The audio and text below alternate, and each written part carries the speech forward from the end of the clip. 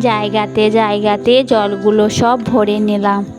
মায়ের কাছে রান্নার শালে গেলাম, মা দেখছি নারকেলটা ছাড়াচ্ছে।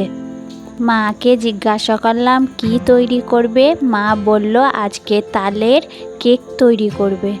প্রথমে নারকেলটাকে কুড়ে নিল, তালটাকে ভালোভাবে ধুয়ে নিল। নমস্কার, আপনারা সবাই কেমন আছেন? আজকের নতুন ব্লগে আপনাদের স্বাগতম।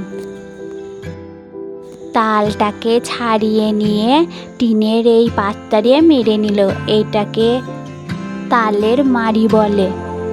যেহেতু কেক তৈরি করবে সেই জন্য তালের মাড়িটাকে ভালোভাবে ছেঁকে নিচ্ছে। বেকিং সোডা, গুড় আর ময়দার আটা দিয়ে ভালোভাবে মিশ্রণ করে নিল।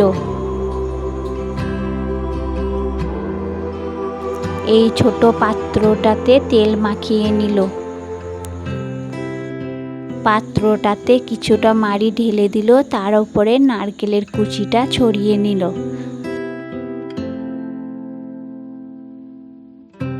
তালের মাড়িটা 3 বার এইভাবেই সাজিয়ে দিয়েছিল। গ্যাসটা লো ফ্লেমে চালিয়ে পাত্রটা হাঁড়ার মধ্যে ঢুকিয়ে দিলাম।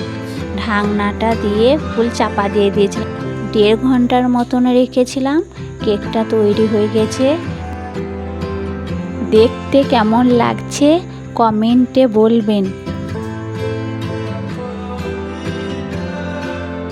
খেতে ভালোই হয়েছিল। ভিডিওটা ভালো লাগলে লাইক, কমেন্ট, সাবস্ক্রাইব করতে ভুলবেন না।